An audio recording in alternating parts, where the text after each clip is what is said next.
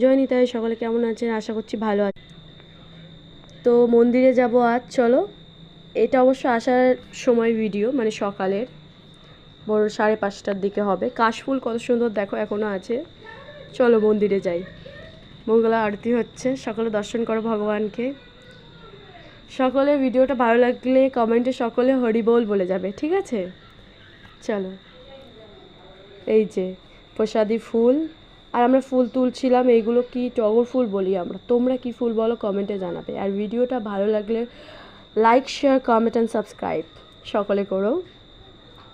এইভাবেই পাশে থেকো। কি সুন্দর আকাশ দেখো, কি সুন্দর পাখিগুলো যাচ্ছে। খুব ফুরফুরে একটা সকাল ছিল আজ, ভীষণই ভালো লেগেছে।